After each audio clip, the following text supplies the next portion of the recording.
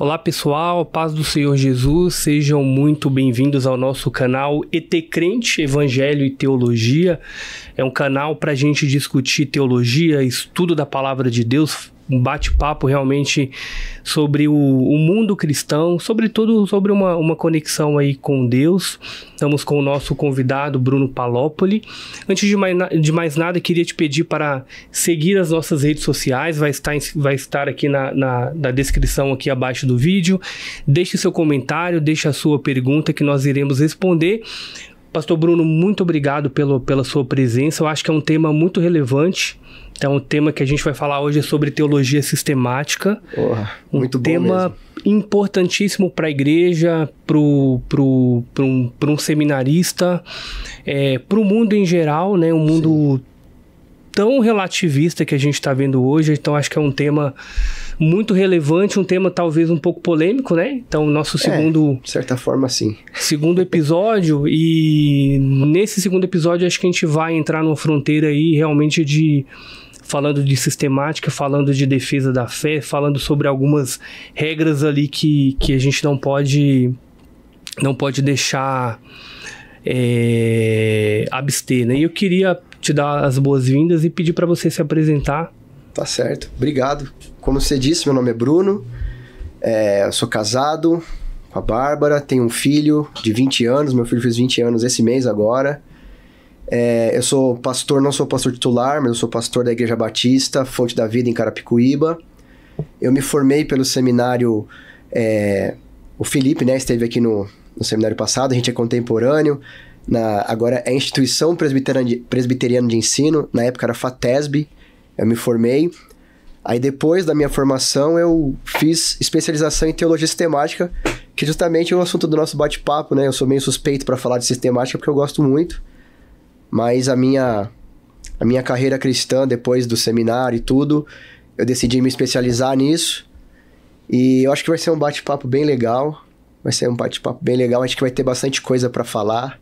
Espero contribuir aí com o mundo cristão, com as dúvidas. Esse é o objetivo do nosso canal. E o nosso ET, ele é crente, pastor Bruno, ele é convertido. Então, por ele ser convertido, a gente vai orar agora, antes de entrar no tema, né? Uma breve oração.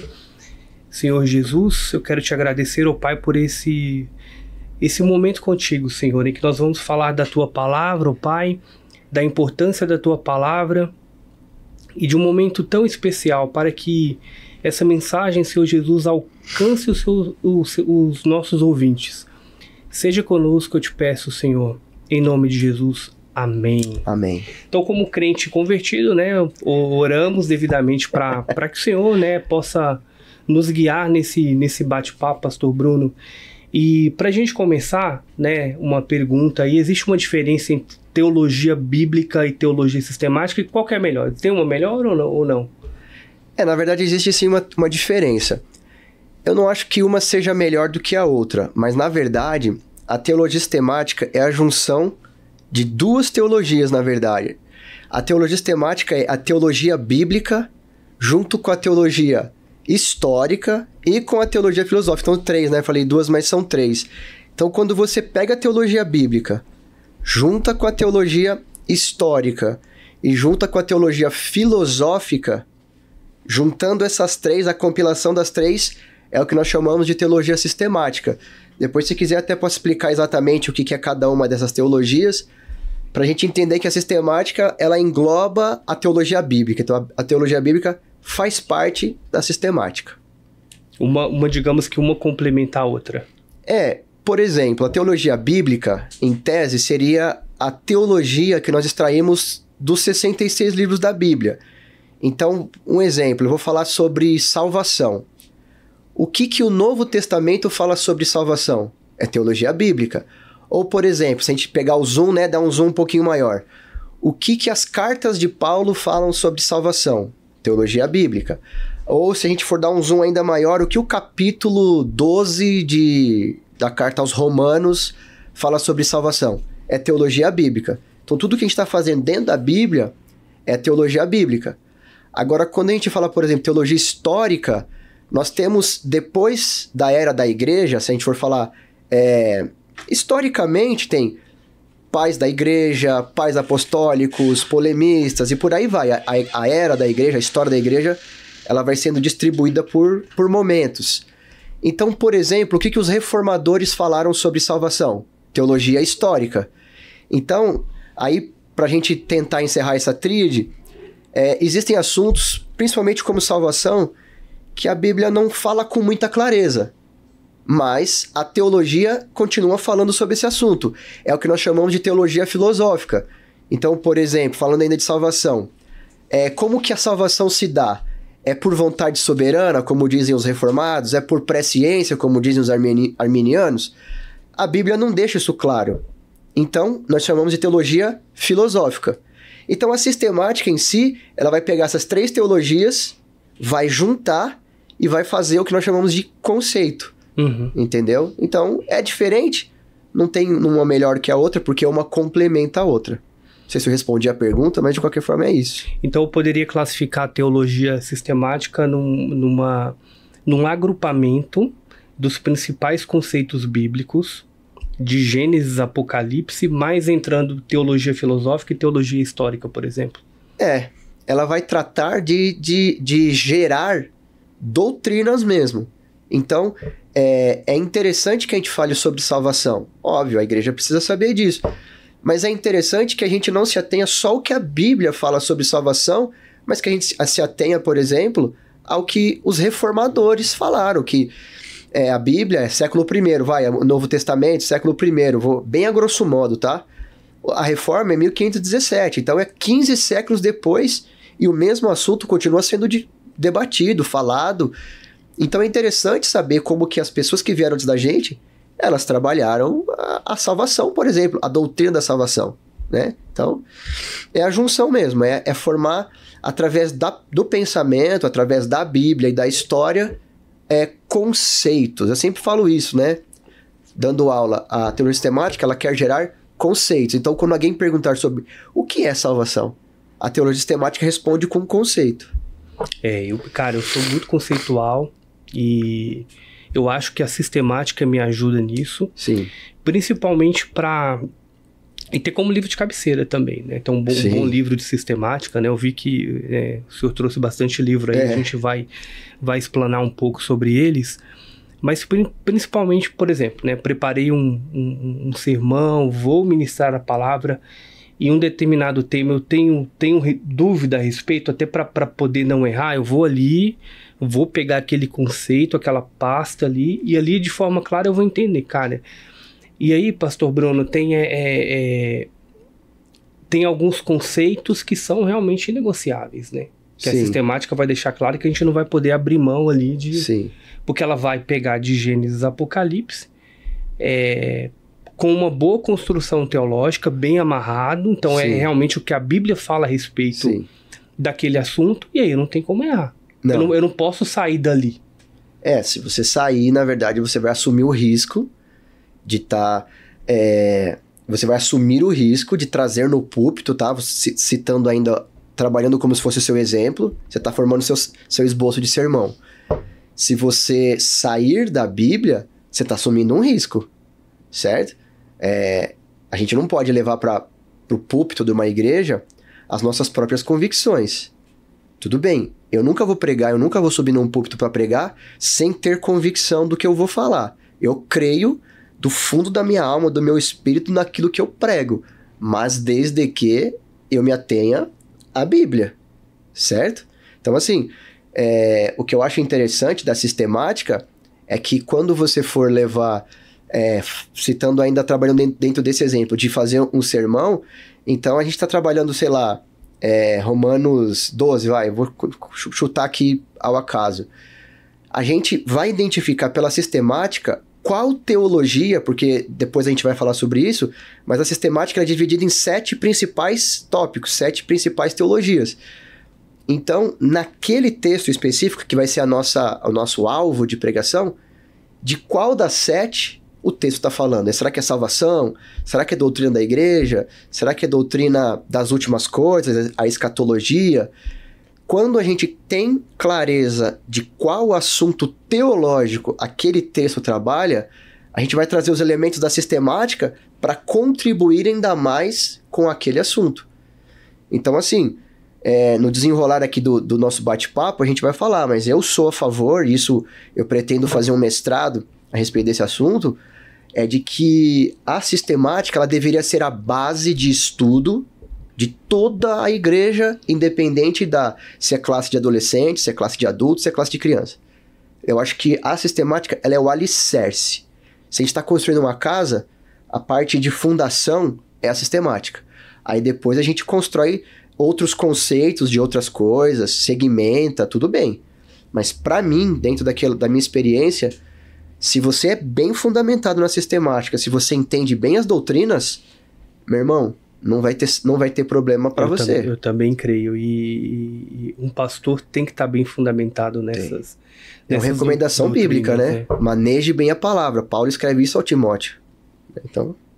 E aí, nesse sentido, se fosse um recado, qual que seria a importância de um estudo da teologia sistemática, principalmente para a liderança da igreja? Porque, assim, falando de igreja contemporânea, sim.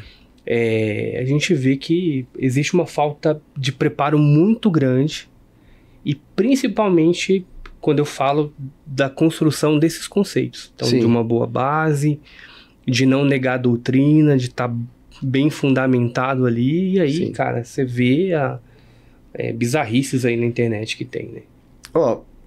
Pegando esse exemplo que você me trouxe de uma liderança bem instruída, óbvio, na palavra como um todo, mas como o nosso tema é sistemática, por exemplo, falando de doutrina de salvação, que é o que a gente falou desde o começo. Se você não tiver um pastor, um líder bem capacitado, ele pode trazer doutrinas e ensinamentos sobre salvação, por exemplo, que eles não te libertam, mas que eles te prendem. Por exemplo, para nós, o que é inegociável, que foi o que a gente está falando, que você citou, tem doutrinas que são inegociáveis. Por exemplo, para nós, salvação é pela graça mediante fé. Isso não tem interpretação, Fantástico. Isso não tem corrente teológica, isso não tem a ver com arminianismo, calvinismo, não. Doutrina da salvação é pela graça mediante fé. Se você não tem, por exemplo, um pastor que domine bem a teologia falando de salvação, ele pode muito bem pregar para a igreja que salvação, por exemplo, é por obras. Então não tem a ver com o sacrifício de Cristo na cruz. Tem a ver com o quanto você se dedica. E isso é diametralmente contrário ao ensinamento bíblico. Porque a Bíblia vai falar, e essa é uma das minhas frases de cabeceira. Não é o que você faz, é o que Cristo fez. Você precisa crer, entendeu? Então, muitas vezes, até mal intencionados, ou até por falta de conhecimento, o pastor traz na igreja ensinamentos da palavra, que não são da palavra, mas que deveriam ser, que são contrários ao que a palavra ensina, no intuito de, por exemplo, aprisionar a pessoa. Se você não trabalhar, se você não for aquele irmão que é abundante em obra, sabe? Tem muita gente que é dentro da igreja que ele é militante, tá no culto segunda, terça, quinta. E aí, às vezes a salvação dele, ele é ensinado que a salvação dele tá atrelada a isso. Quando na verdade... Quanto mais ele trabalhar, o estar presente na igreja, ele tá... E aí, automaticamente, tende-se a anular ou não dar o crédito ao que o Jesus pagou o preço por nós. Na verdade, tira totalmente o crédito de Cristo. Totalmente. Porque se a sua salvação está atrelada ao seu desempenho, ao quanto você se dedica, eu não sei você, mas se dependesse disso, eu tava perdido. Total. Eu olho para minha vida, eu conheço as minhas limitações, e graças à teologia, graças ao estudo, graças ao Espírito Santo e Deus, eu tive contato com uma teologia sadia, e eu passei a entender, através do estudo, de que ainda bem que a salvação é uma obra de Cristo em mim. Porque se dependesse de mim, eu não teria a mínima chance. Porque eu sei quem eu sou. Eu sei das minhas falhas, eu sou um pecador como qualquer pessoa. E aí eu fico olhando pro meu desempenho, eu pensaria, Deus, não tem jeito para mim. Mas quando eu olho para a obra redentiva de Cristo, eu falo, Jesus morreu por mim. E pela graça, que é favor e merecido, né? Falando de conceito, graça é favor e merecido. É algo que eu vou receber sem merecer. Quando eu olho para isso, eu falo, a graça é algo que eu vou receber de graça, mesmo sem merecer, é isso. O que eu preciso fazer? Nada. Você só precisa crer. Eu não sei pra você, mas isso é libertador. Total. Eu falo, Jesus, obrigado. Se não fosse assim, como seria? Você entende? Então, teologia saudável te liberta das amarras. Então, pastor Bruno, uma dica para os ouvintes, né? Não adianta, você pode até dar girocóptero, mortal para trás. É importante que você tenha ali, né?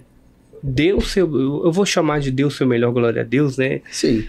Um chavão dos pentecostais, né? Que você preste realmente um culto de coração para Deus, né? Sim. Mas não é a sua presença na igreja, a quantidade de horas que você fica na igreja, se você abre e fecha, ou se você faz um trabalho voluntário. Mas é o preço que Cristo pagou por nós, né?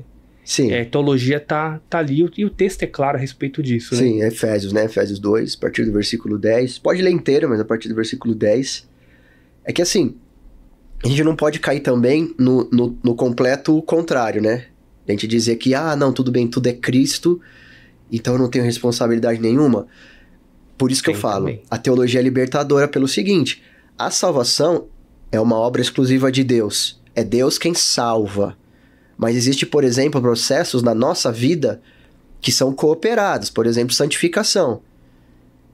A santificação é o processo de parecer-se cada dia mais com Cristo. Isso é santificar. Cristo é o nosso padrão de santidade. Se você quer ser santo, você tem que se parecer com Jesus. E isso é uma coisa que a gente faz. Jesus não ora por nós, Deus não jejua por mim. É eu que tenho que fazer. Entendeu? Então, a teologia, principalmente a sistemática, que vai trabalhar conceitos, ela vai nos libertar no sentido de dizer, peraí, eu sei que é Deus que me salva, mas eu sei que sou eu que me santifico. Eu sei que é Deus que... a conversão é uma obra de Deus em mim. Mas eu sei, por exemplo, que a conversão, ela é uma obra que acontece. Mas eu sei que a santificação é uma obra que eu vou desenvolvendo ao longo da vida. Então, esses conceitos, quando eles ficam claros, a vida cristã, ela se torna uma vida gostosa de se viver. A religião não passa a ser um problema. Nossa, eu tenho que ir, porque se eu não for, eu vou pro inferno. Não é isso. Eu amo estar. Eu amo pertencer à igreja. Mas não é um peso religioso, né? Pelo contrário, a religião... tudo bem, né, que a gente hoje usa a palavra religião de uma forma até pejorativa, né? Eu não sou um religioso. A palavra religião, na sua etimologia, é o religare, é a religação do homem com o divino, com Deus. Mas isso, a religião em si, ela não salva. Sempre vai ser Cristo. O que a gente tem que aprender é o quanto isso influencia a nossa vida para a gente ser uma pessoa melhor, uma pessoa mais próxima de Cristo. A religião, na verdade, o conhecimento da palavra, vai nos tornar um homem melhor, um marido melhor, um pai melhor e por aí vai, um profissional melhor, entendeu? Então a religião, quando eu digo, eu não quero falar no sentido pejorativo, mas no sentido mais bíblico mesmo, né, da religação, ela vai trazer para nós uma qualidade de vida muito maior. E isso, amado, você tem que estudar a palavra para chegar. Eu até estava vendo vocês falarem no podcast passado sobre se a teologia esfria ou não o crente. Você que me conhece, o meu encontro com Cristo foi através do estudo da teologia. Eu, de fato, posso dizer para você que o meu encontro com Cristo se deu pelo estudo da palavra. Então, tudo que ela fez para mim não foi me deixar mais frio, pelo contrário. Pelo contrário. O fogo reacendeu. Então, amados, uma teologia sadia, ela te traz pro centro da vontade de Deus. Que é isso. Quem era Jesus? Era alguém fazendo a vontade do Pai. É isso que nós devemos ser. Pelo menos na minha experiência, naquilo que eu tenho visto, é isso que tem acontecido, ou deveria acontecer com a maioria das pessoas. Eu creio também. Pastor Bruno, e aí nessa linha, né, falando desses principais conceitos, são 7, né? Uhum. Eu já vi algumas igrejas que dão uma ampliada até 10 conceitos, numa amplia um pouco maior, então entra algumas a mais ali, mas, né, balizarmente são 7. São 7. A gente poderia explanar um pouco desses principais conceitos? Quais são esses principais conceitos aqui da sistemática? Poderíamos. Quando eu falo para você que são 7, é que assim, existe o método clássico de teologia sistemática que separa em 7. Por exemplo, existem realmente algumas correntes que separam em 10? Sim, mas, por exemplo, esses outros 3, tá? Eles estariam dentro de um desses 7, aí a pessoa simplesmente separa. Por exemplo, tá? Vou citar um exemplo falando desses 7. O método clássico de teologia sistemática, ele junta cristologia com pneumatologia, certo? Se nós separássemos pneumatologia, que é o estudo do Espírito Santo, com cristologia, que é o estudo de Cristo, seriam 8, entendeu? Então, Entendi. Pode ser 10? Pode, mas aí o que ele vai fazer? Ele vai pegar alguma que tá junto e vai separar. Mas faz diferença? Não faz. Não faz diferença. Quando eu falo, por exemplo, do método clássico de organizar a sistemática, existe uma sequência nessas 7. Ah, mas se eu não seguir essa sequência, vai haver um problema? Vai haver uma perda? Não, não vai ter perda nenhuma. É que assim, classicamente decidiu se separar nessa seguinte sequência, que é doutrina da palavra de Deus, que é bibliologia ou a teologia mesmo. Aí vem doutrina de Deus, que é teontologia, doutrina do homem, que me fugiu a palavra, que é a doutrina do homem. Como que é a palavra, como que é o homem em grego? Antropologia. Aí depois vem doutrina de Cristo e Espírito Santo, que é pneumatologia e... Pneumatologia, doutrina do Espírito Santo, cristologia, doutrina de Cristo. Depois vem doutrina da salvação, que é a soteriologia. Depois vem doutrina da igreja, que é eclesiologia. E doutrina dos últimos acontecimentos, das últimas coisas, que é a escatologia. Então são essas 7. Eu acho que os mais... que geram mais debates, escatologia e talvez doutrina da salvação. Né? Eu acho assim que a doutrina da salvação... Mais talvez ainda do que escatologia? Eu não sei se mais, mas por que eu acho que gera mais... não sei se essa palavra polêmica seria a melhor palavra, mas porque eu acho que ela gera mais discussão. Porque salvação, a gente vai trabalhar normalmente a mecânica dessa salvação, que é o que vai dar a divergência entre arminianos e calvinistas. Como é que Deus salva? Certo? E isso aí vai entrar no campo da teologia filosófica. A Bíblia diz que Deus salva, certo? Mas a Bíblia diz como salva? A gente não sabe. Aí a teologia filosófica vai ficar filosofando. Aí os calvinistas vão dizer, não, é por vontade soberana. Deus salva porque ele salva. Então Deus escolhe alguns ali para poder salvar conforme a vontade soberana dele.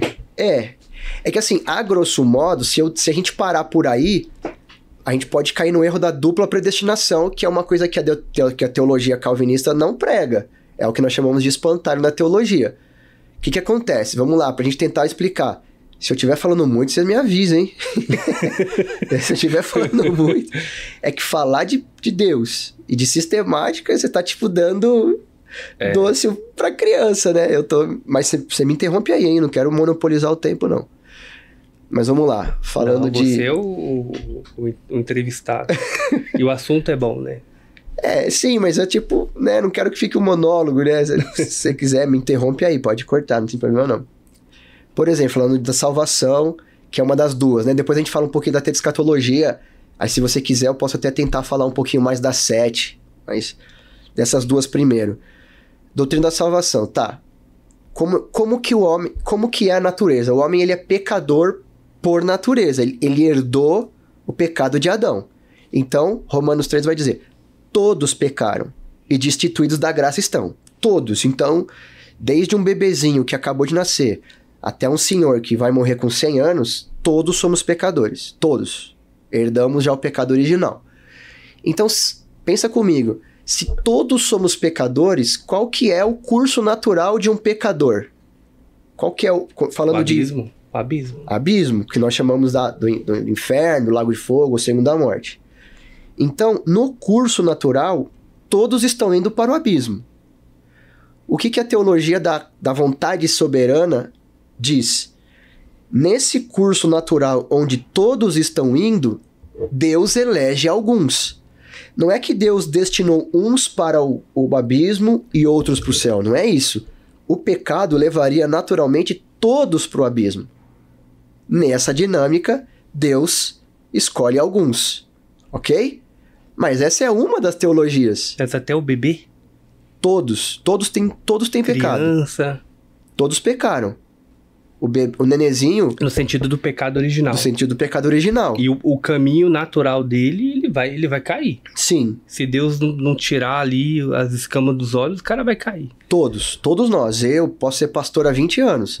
Se Deus não intervir, isso aí é bíblico, não é nem calvinista nem arminiano. O pontapé inicial da salvação sempre é dado por Deus. Não é o texto? Não foste vós que me escolhestes. Eu é que escolhi a vós e vos nomeei, para que vades, dê fruto e o vosso fruto permaneça. Então nunca é o homem que vai a Deus. É sempre Deus que vai ao homem. Isso aí arminianos e calvinistas concordam.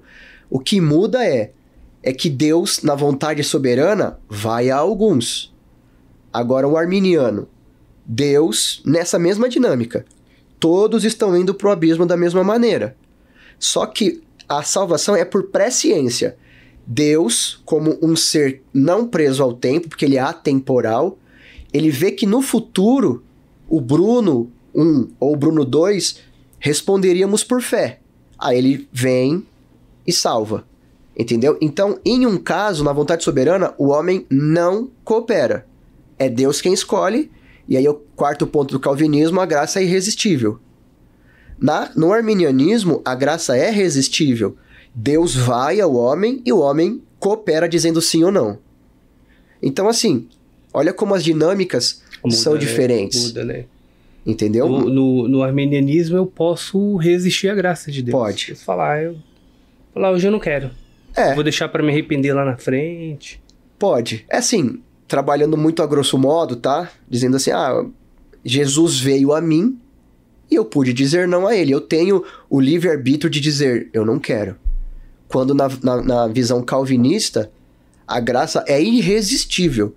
Assim que o Espírito Santo, né, que é outras duas doutrinas, que é a chamada do evangelho ou a chamada eficaz. Assim que essa chamada acontece, segundo a doutrina calvinista, o homem não consegue dizer não. E aí a sistemática ela vai dar os dois conceitos. Ela não é enviesada. Ela vai dar tanto o conceito talvez mais reformado, quanto o conceito mais armeniano, digamos assim. Então, essa é uma questão. A teologia sistemática, mormente, ela é calvinista. Mas pela construção histórica dessa teologia? Ou desse conceito teológico? Então, o que acontece? Eu trouxe aí várias. Todas as que estão aí são de teólogos calvinistas. Então, a teologia sistemática ela vai ser construída dentro da cosmovisão do autor. Existe alguma sistemática que apresenta as duas? Eu não conheço. Por exemplo, o Gruden talvez seja o mais tranquilo de todos, certo? Ele também apresenta a visão dele. Aí você teria que, pra gente ter o segundo ponto de vista, a gente teria que pegar uma sistemática arminiana para poder ver a visão dele. Você foi meu aluno no seminário, você sabe. Quando eu estou dando aula, eu sempre apresento as duas visões. Eu não acho justo da minha parte saber que existe mais de uma corrente de interpretação e não falar para você. Entendeu? Não adianta eu chegar, eu tenho a minha convicção, mas não é justo da minha parte não mostrar para o aluno tudo que tem. Aí ele discerne o que é mais bíblico. Não é eu que tenho que dizer isso. Entendeu? É a construção teológica dele. Então, você não precisa também pegar num pacote. Eu sou calvinista, então tudo que tem no calvinismo eu vou pegar, embora eu não concorde. Não. Você não precisa fazer sua teologia pelo óculos de alguém. Faz a sua teologia. Entendeu? E eu acredito que o caminho do professor seja esse. Então, tem esses caminhos, essas visões, tá aqui. Sim. Você vai levar para casa, vai maturar. Talvez a decisão sua não vai ser de imediato. Com você vai certeza construir ao longo do tempo, você vai E aquilo que for fazer mais sentido para você, baseado na Bíblia, baseado naquilo que você crê, você vai chegar num viés. Deve ser assim. E talvez adotar como posição, mas eu acredito que essa dúvida, a gente não só vai ter a resposta no céu. A gente não vai saber claramente, né? Até porque vai entrar no campo de teologia ali filosófica. Sim. É até a piada, né? O arminiano e o calvinista se encontram no céu, um olha pro outro e fala, tá vendo como eu tava certo? Entendeu? Por quê? Essa discussão dura 500 anos, calvinistas e arminianos. Então, assim, eu tenho uma tese, tá? É minha tese. Eu acho que Deus permite que a teologia seja discutida da forma que é, para que a teologia permaneça viva. Porque, pensa comigo, se a gente abrir outros canais de teologia que estão com debate, por exemplo, vai ter um pastor defendendo a cosmovisão arminiana com tanto afinco, quanto um pastor do outro lado calvinista defendendo a teologia dele com afinco. E a teologia está viva, porque ela está sendo feita. Estudando a palavra. Sim. Então, construindo ali uma base teológica, preparando pastores. Pastor Bruno, esse aqui é um dos meus de cabeceira. Não sei se o senhor tem. Essa sistemática, esse especificamente não.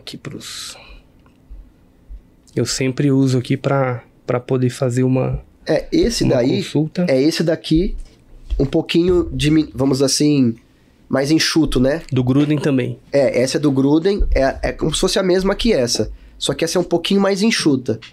Essa aqui, até quando eu comprei, ela é exaustiva. Só que agora tem uma nova versão, tem mais 200 e poucas páginas. Inclusive eu preciso comprar para atualizar ela. Mas o meu preferido é o Gruden. Bacana. E esses outros aqui? Aí tem o Berkoff, que também é calvinista. E tem aí o Franklin Ferreira, que ele é um teólogo sistemático brasileiro. Os demais todos são tradução, né? Gruden não é brasileiro, o Berkoff não é brasileiro. Eu tenho mais uma também, do Hendrickson, eu acabei não trazendo. Acho que o Gruden é o mais famoso. Eu acho que sim, eu acho o Gruden mais democrático do que todos. O Gruden, de todos, é o único continuista que crê nos dons, na contemporaneidade dos dons. O Gruden mais penteca, será? Tá mais... Não sei se penteca, mas pelo menos ele crê nos dons. Os demais não creem, certo? O Franklin Ferreira, ele é brasileiro, ele é sensacionista e tal, mas o Gruden... Eu gosto do Gruden justamente por ele ser mais... Equilibrado, vamos dizer assim.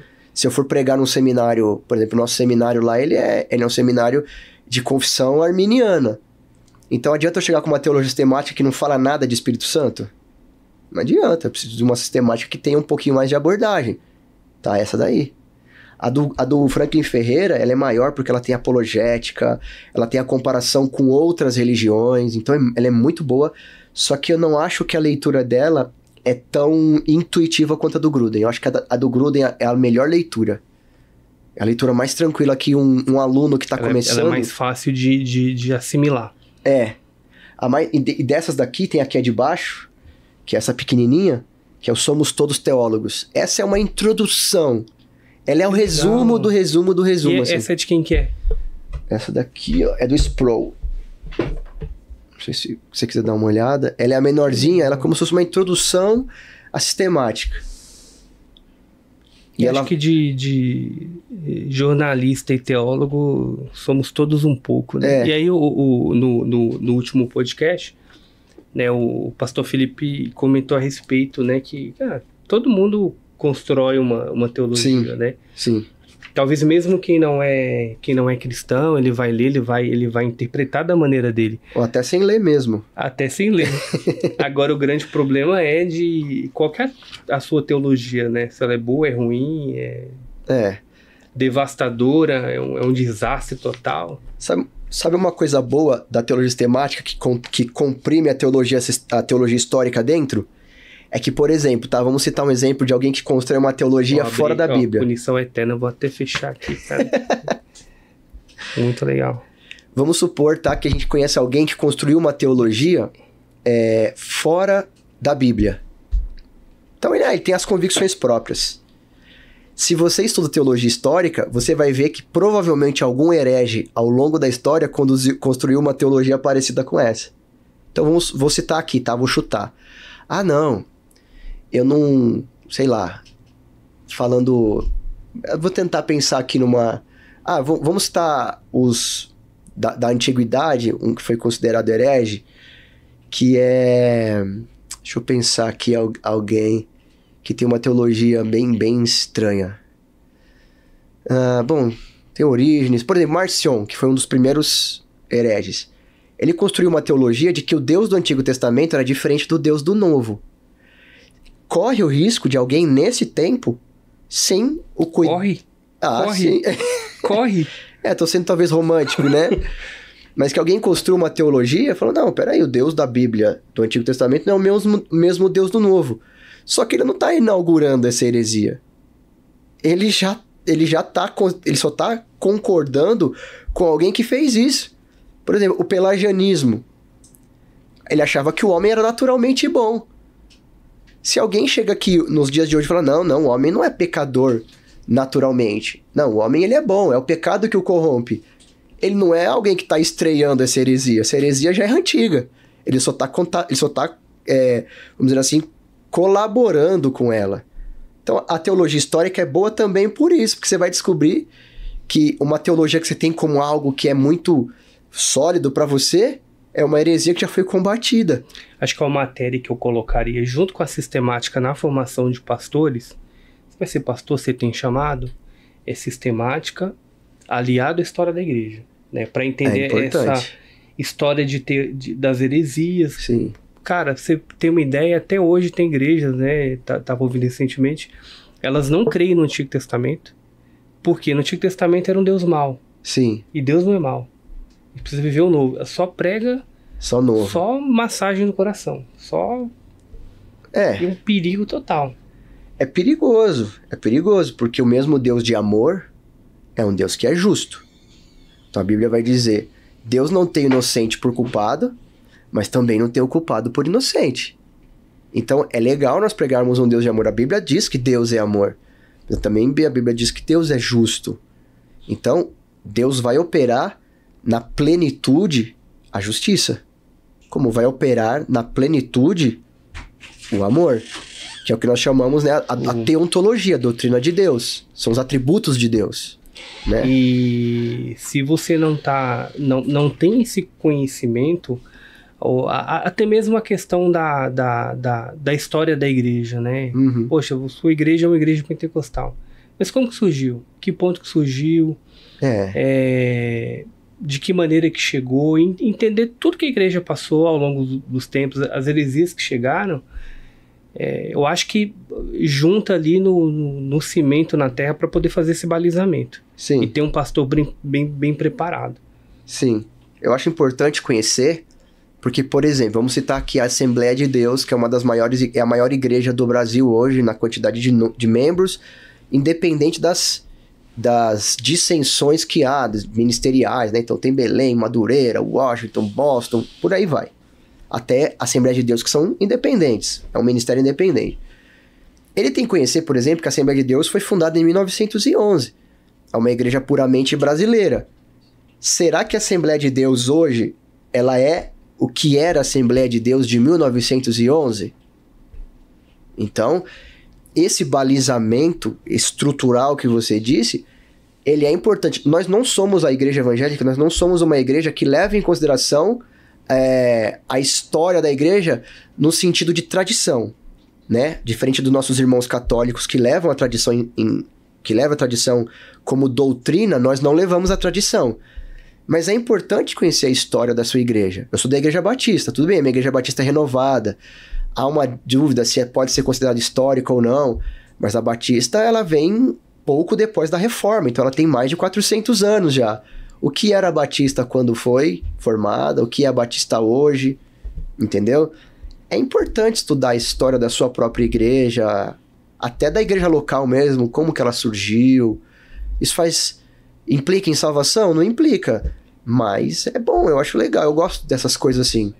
Apesar de não ser um historiador, nada disso, mas eu gosto muito de ver histórias assim, sabe? Eu acho que vai deixar você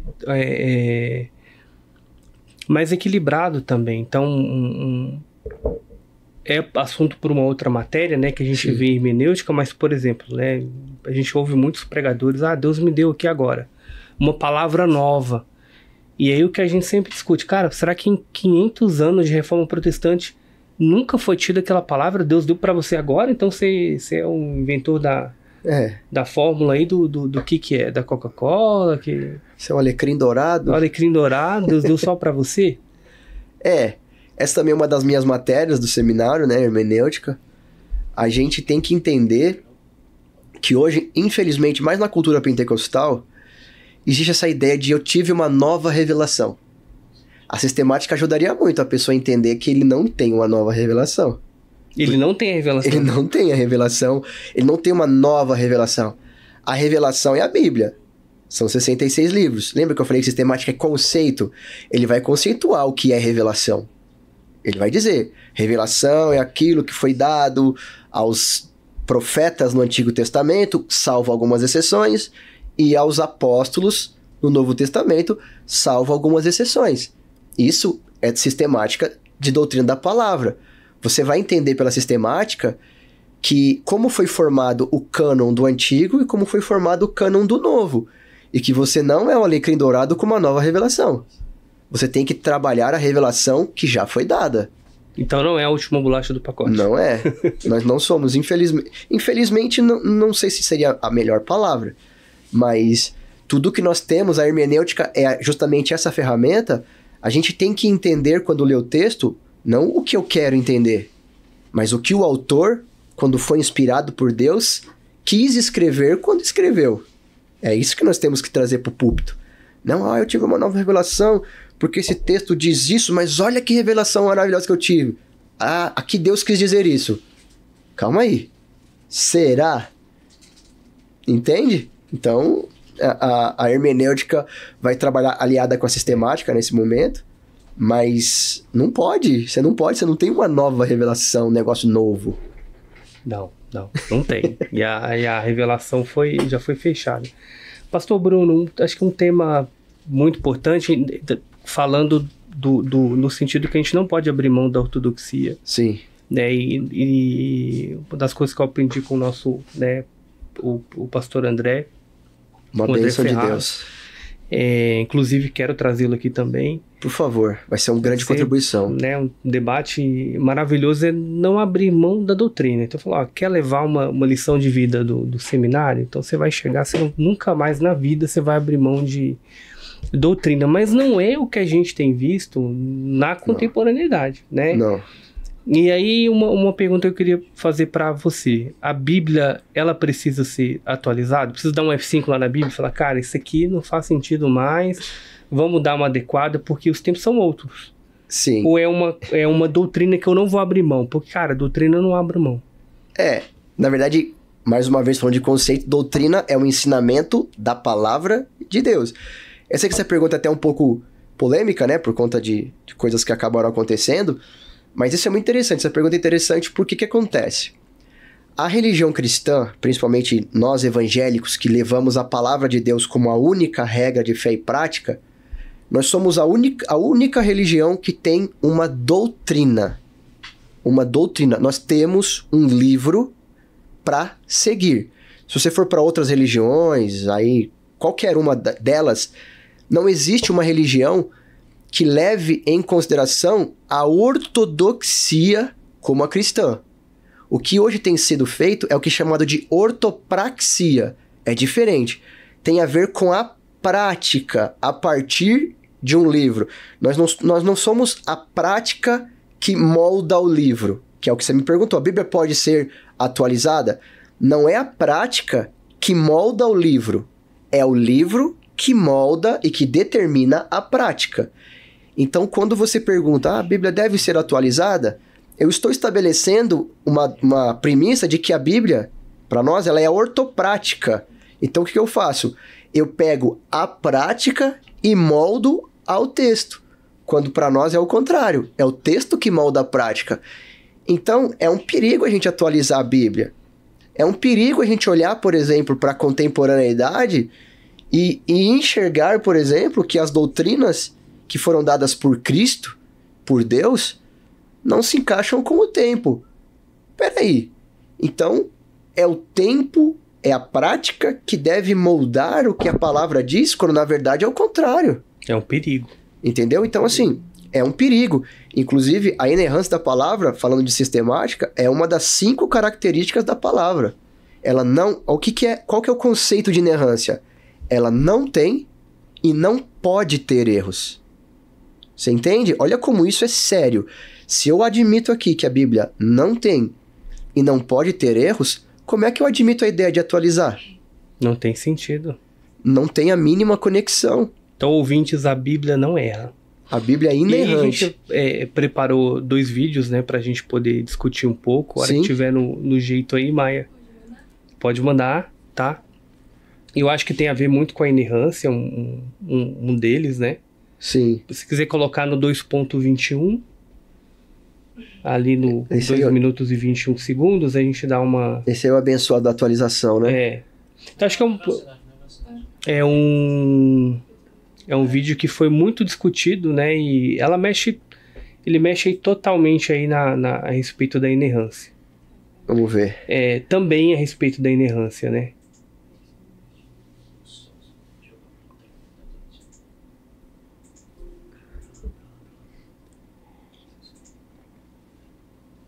A mulher está conversando com ele. E ela diz assim...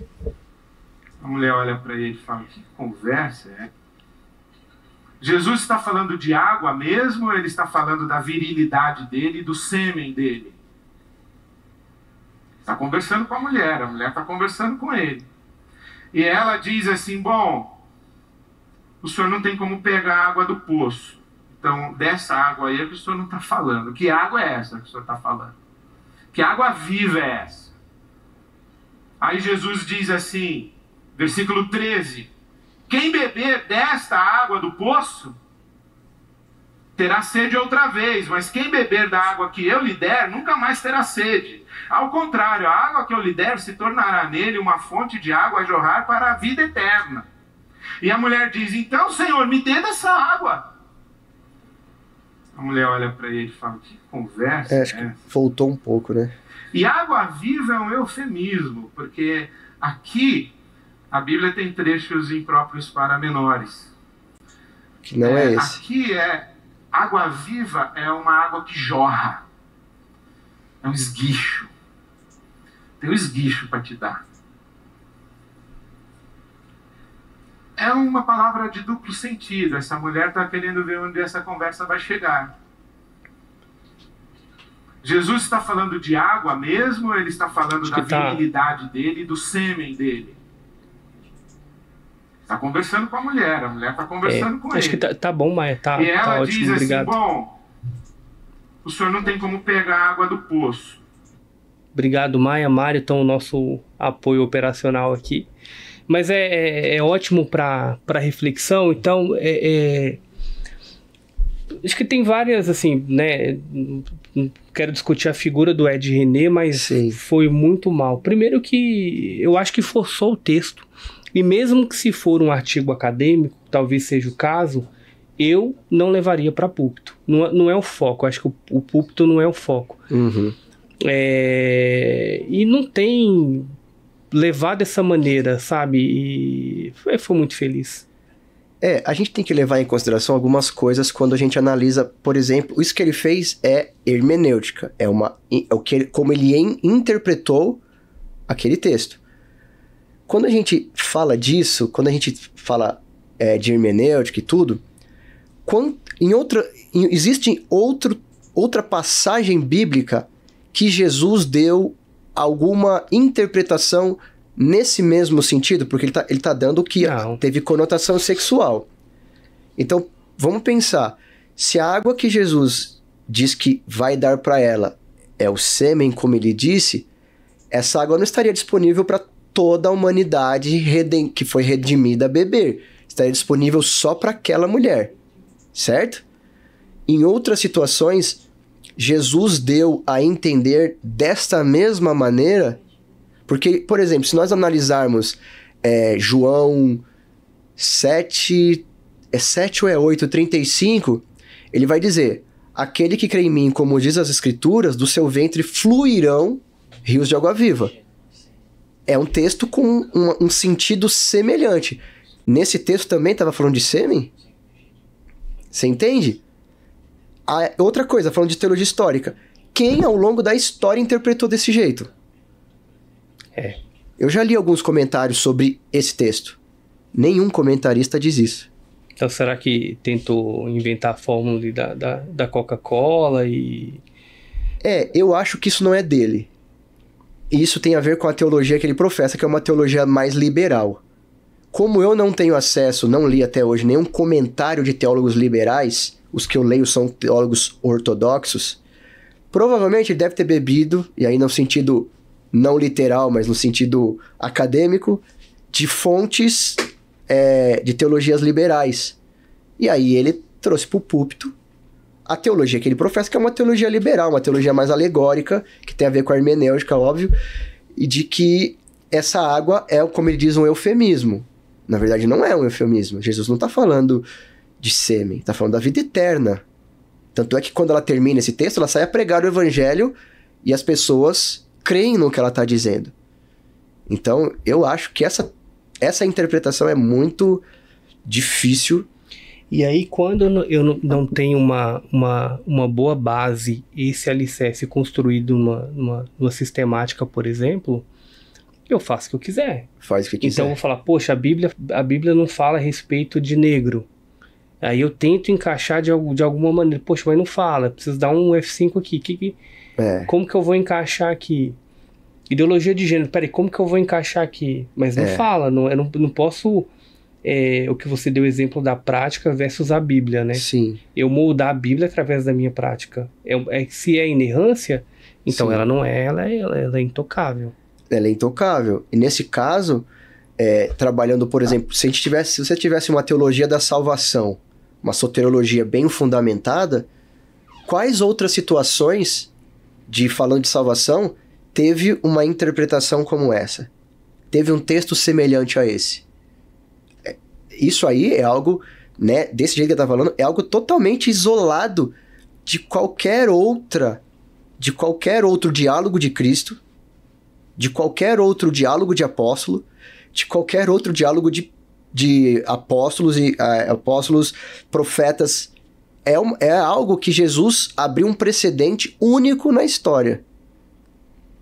Então você não se faz teologia com precedentes únicos. Teologia, justamente a teologia bíblica, histórica e a teologia filosófica, ela é uma construção. Tudo que a Bíblia falou sobre salvação fecha num conceito que difere disso aí. Isso aí não tem nada a ver. Mas cada um tem o pastor que merece, né? Aí já, pra mim já bateu a nave, já tá no heresia. Maia, nosso apoio operacional, se puder colocar o próximo vídeo. Então esse vídeo, pastor Bruno, é pros casados. Mário tá aqui, é casado também. Vamos ver, Mário, o que a Bíblia fala a respeito de casados, segundo a visão da irmã Nadir aqui. Eu acho que a irmã Nadir não teve sistemática, hein? Vamos ver. Porque você vai pro inferno e vai ser torturado. Esse aí pode voltar, tá, Maia? O Senhor mostrou também às mulheres que Deus dá um barquinho e elas querem um Titanic. Meu Deus. Bom, quem vai ouvir a frase vai entender. Os casais que se prostituem no seu leito, pentes espinhosa, enorme de várias metades. Os casais que se prostituem no seu leito, maculando o seu leito, não herdarão meu reino. E eu falei, meu Deus, como seria a sexualidade humana? O Senhor disse para mim, glória a Deus, é a mulher com o homem, papai e mamãe. Oh, glória! Na cama é papai e mamãe. O que passa disso é de Satanás. Cuidado com esses pastores que dão uma direção, porque você vai pro inferno e vai ser torturado. O Senhor mostrou também às mulheres que Deus dá um barquinho e elas querem um Titanic. Pegou a referência? Espinhosa, enorme de várias metragens, entrando na sua genitália, porque fizeram uma coisa grande. Glória a Deus. Deus não deu. Porque Deus me revelou, Jesus me revelou que o sexo é um presente de Deus para a humanidade. Exatamente. E não é para usufruir dele com escárnio. Tá bom, Maia. Não, tá bom, senão eu vou passar mal aqui. Você viu exatamente? Eu acho que isso exatamente deve ser uma montagem, né? Não sei. Não, é montagem. Exatamente é montagem, mas a dúvida é, a Bíblia vai falar a respeito disso? É só papai e mamãe? Porque... Então, E aí a gente entra, talvez vai entrar num conceito aqui da sistemática também, né? A Bíblia, ela não fala muito sobre a prática sexual no sentido prático da coisa. Mas, por exemplo, se você for lá em um livro de Cantares, é um livro completamente erótico. Você lê lá Cantares, o autor, né, Salomão, vai falar do seio da mulher como um cacho de uvas e por aí vai. Então, ele dá a entender de que a sexualidade cristã, ela deve ser feita, é um presente de Deus, mas ela não tem um texto que regule o que pode e o que não pode. Não tem um texto. Não tem um texto que diga, olha, isso aqui pode, isso aqui não pode. E aí eu vou dar o meu parecer como pastor. Eu acho que isso é foro íntimo do casal. Tem que ser algo que a esposa topa e tem que ser algo que o marido tope. Se os dois estão de comum acordo, se é algo que faz bem pro casal, eu não acho que pastor nenhum tem que interferir na vida íntima de um casal. Faz bem, vai dar glória, meu filho. Vai pra cima, entendeu? Se sua esposa, sei lá, compra a ideia, se seu marido compra a ideia e vocês se dão bem fazendo coisas que vocês gostam de fazer, eu acho que ninguém tem que dizer o que pode e o que não pode, porque a gente não tem textualmente nada que condene nenhum tipo de sexo. Nenhum tipo. A única coisa que a gente tem que levar em consideração é o seguinte: existe tipos de sexo que são condenáveis pela Bíblia? Sim. Quais tipos? Sexo antes do casamento e sexo fora do casamento. Isso a Bíblia tem textualmente dizendo que não pode acontecer. Mas dentro do casamento é bênção. Ele deve ser praticado. Ela começou o vídeo falando, não, porque tem casais que maculam o seu leito, se prostituindo. Como que um homem casado com a sua esposa pode prostituir o leito se ele é casado? Como que ele prostitui o leito, sendo que ele está fazendo a prática sexual com a sua própria esposa? E sabe o que é engraçado? Que o Senhor disse para ela, mas ele não deixou registrado na Bíblia. Deu só para ela. Só para ela. Né? Que é papai e mamãe, só para ela. Sim. E aí ela prolifera aí, já virou meme.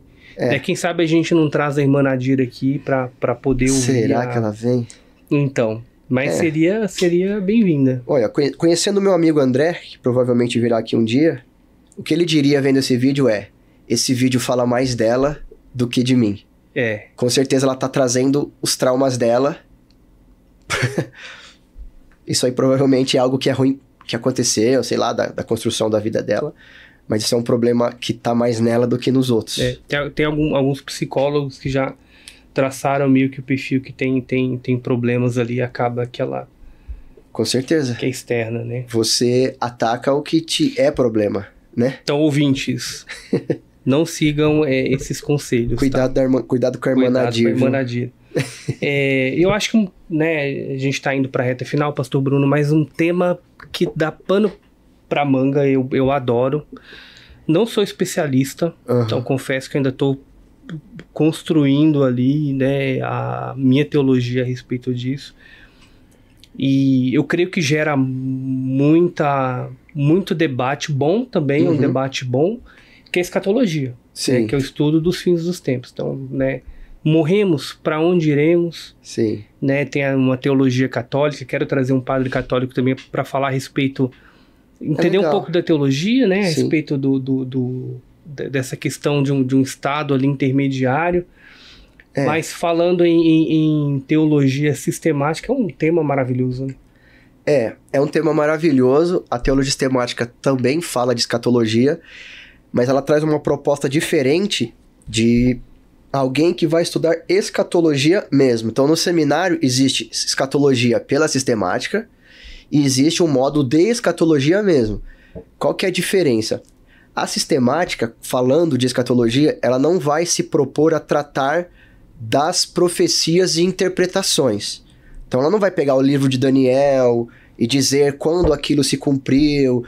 Porque a estátua com a cabeça de ouro, com o peito de bronze. Ela não vai pegar esses textos, nem os de Daniel, nem os do sermão escatológico de Jesus, nem os de Tessalonicense, nem os de Apocalipse, para interpretar. A sistemática, ela vai trabalhar mais uma vez com conceitos. Então, por exemplo, Apocalipse fala de milênio. A sistemática vai se apropriar desse texto para explicar o que é o milênio. Ela não vai interpretar profeticamente o que é o milênio, mas ela vai conceituar o que é milênio. Então ela vai trazer, milênio é o quê? Aí ela vai dizer, milênio é um período de 1000 anos, que vem do grego millennium. E aí ela vai dizer que millennium é uma unidade de medida de tempo. É isso que ela vai fazer. Ela vai pegar um conceito, ela vai pegar um termo que está na Bíblia e vai conceituar. Aí, por exemplo, falando de milênio, existem interpretações com relação ao milênio, que é o pré-milenismo. Então, existem 4 linhas interpretativas de milênio. Amilenismo, pós-milenismo, pré-milenismo clássico e pré-milenismo dispensacionalista. Então, a sistemática, ela vai pegar essas visões, essas interpretações e vai explicar o que é cada uma delas. Então ela vai dizer, amilenismo é o quê? Ela vai conceituar. Ela vai conceituar o que é cada um deles, para que na sua leitura, você fazendo a leitura corrida do texto, provavelmente você vai aderir a uma dessas perspectivas. E você vai ler lá o texto e vai falar, não, peraí, olha, eu tô achando que esse texto aqui, ele é mais parecido com o conceito pré-milenista ou amilenista, entendeu?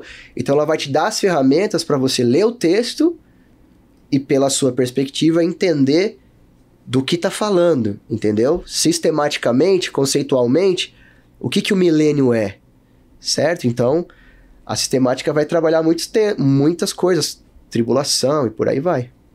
Muito legal. No carnaval deu uma polêmica, né? Ivete Sangalo junto com a... com a Baby do Brasil, né? Baby do Brasil e... Sabe que eu não vou fazer o papel de advogado da Baby, até porque eu acho indefensável. Mas eu acho que ela estava imbuída de boa intenção.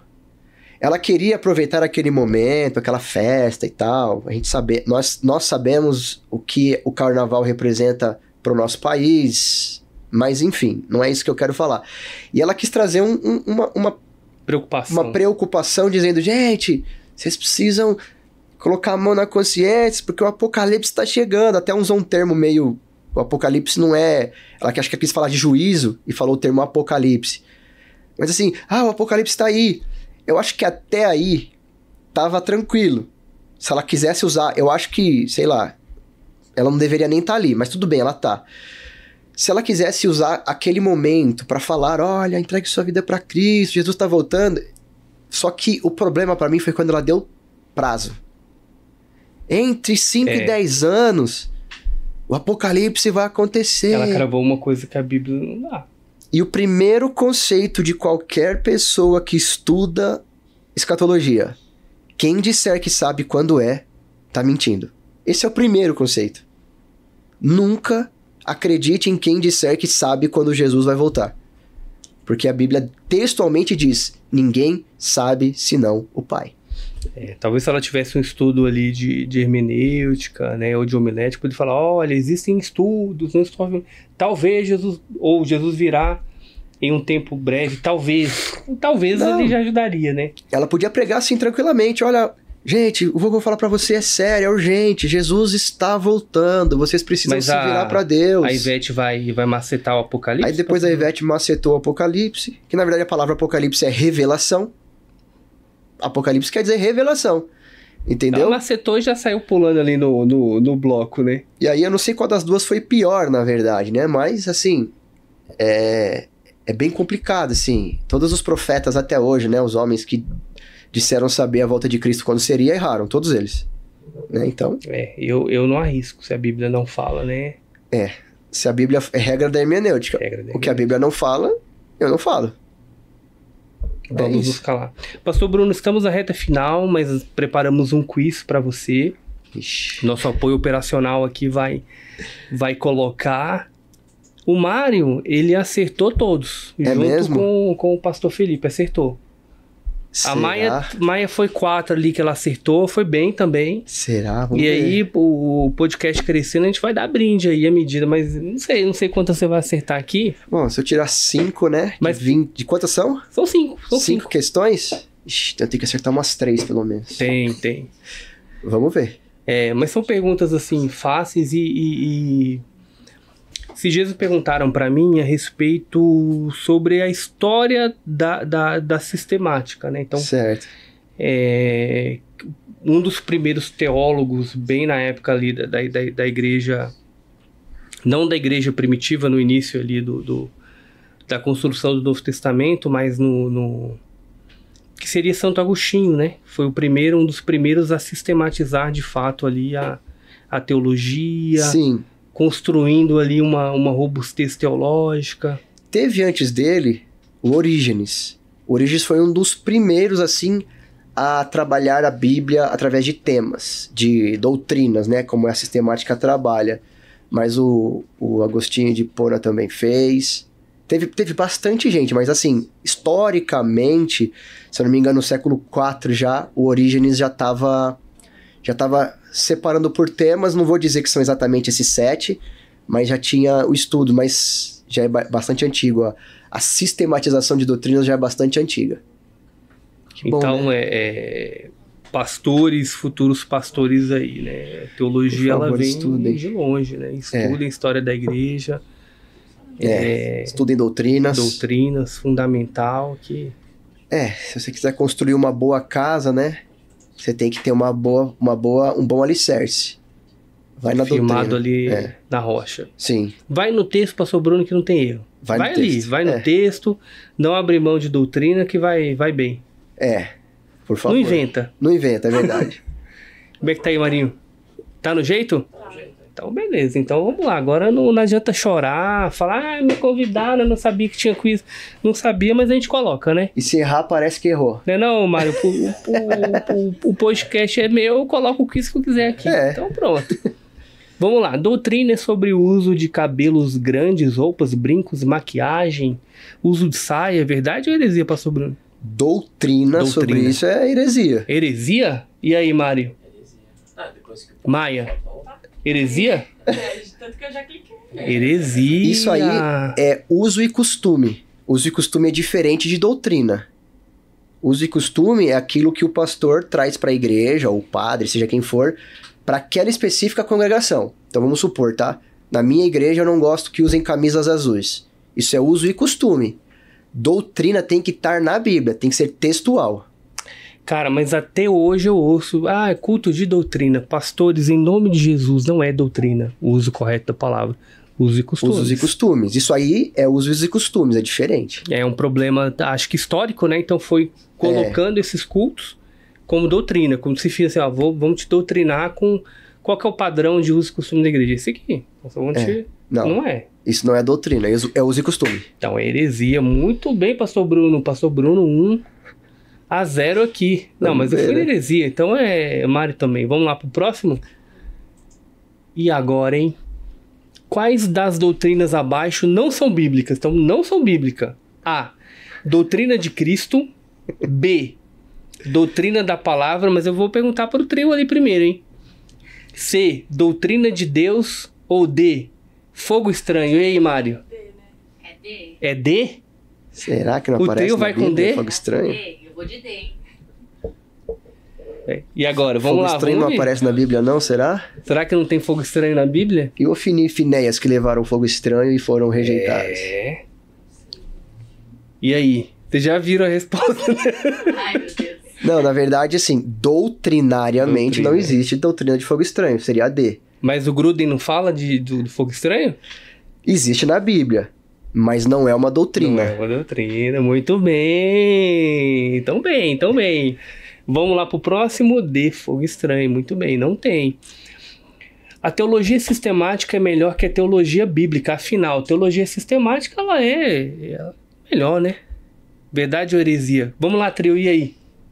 É B. É B? E aí, Mário? Qual que é melhor das duas teologias? Uma questão de opinião? Será?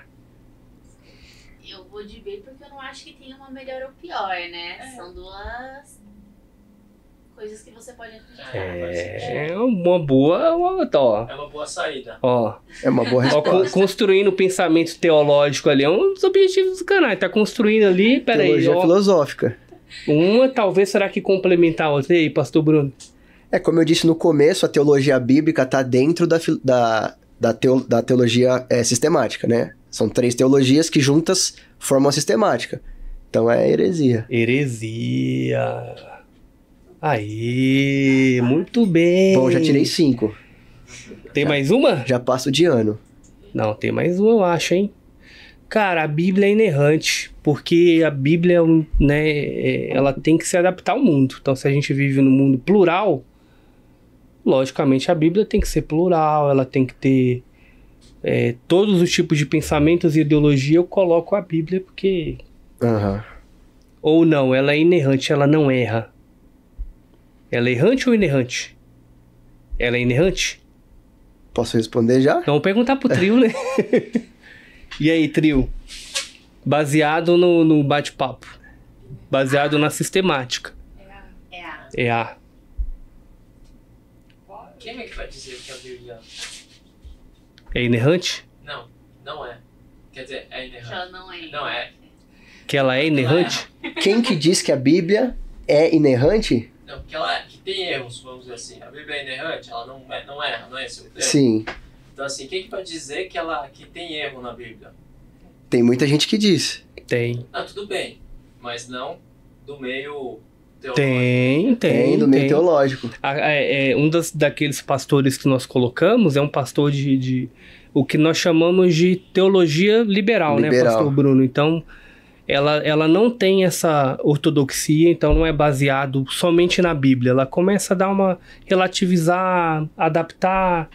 Então, a gente tem uma sociedade, uma contemporaneidade que ela está indo para uma teologia liberal. Isso é um perigo, principalmente para quem não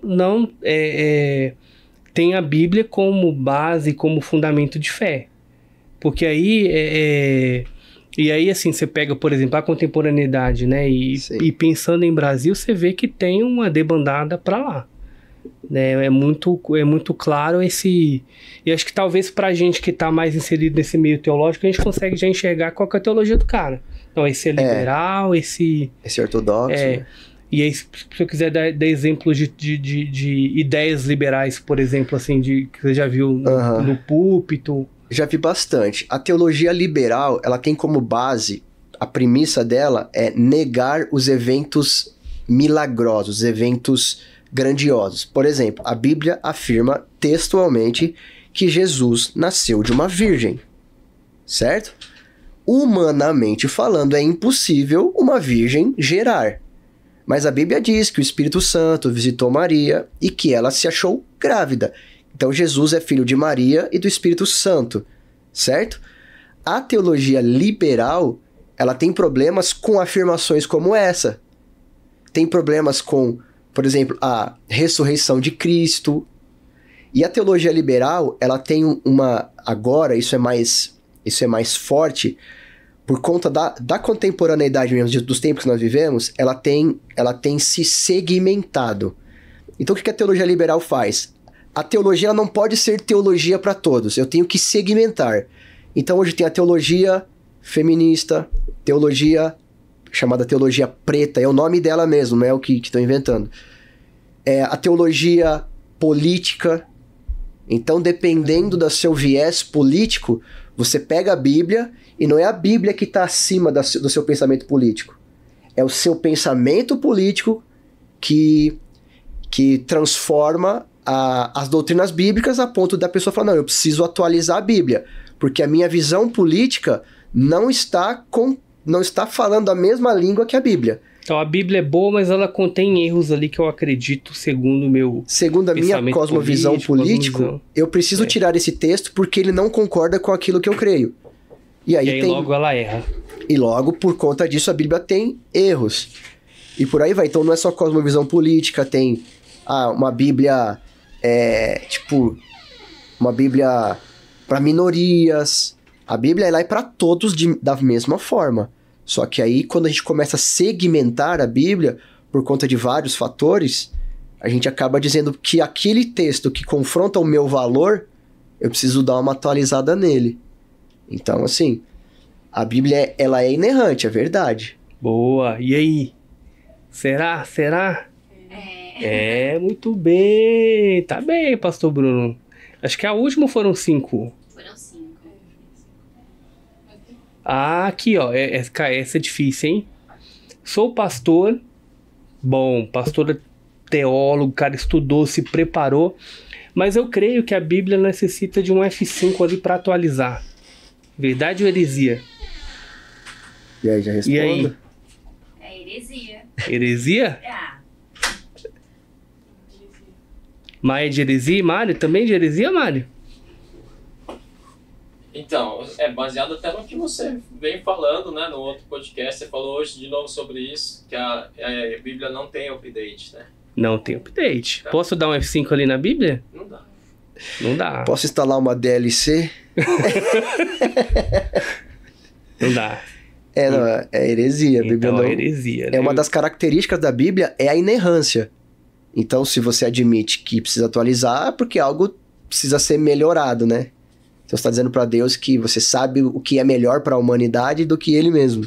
E cara, heresia é um bate-papo aí para um outro podcast que esse vai render muito, né? E é legal discutir, mas uma coisa que eu não sou herege e queria te agradecer, pastor Bruno. Obrigado. Imagina. De coração, tá? Imagina, eu que agradeço. O bate-papo de hoje foi bom, então é uma continuidade, né, do Sim. nosso ET Crente, Evangelho e Teologia, né, com o objetivo realmente da gente discutir a palavra de Deus, aprofundar nos textos, então ter debate, entrevista, louvor, adoração. Sim. Eu acho que esse tipo de conteúdo, e eu te convido novamente para se inscrever aqui no canal, colocar os seus comentários.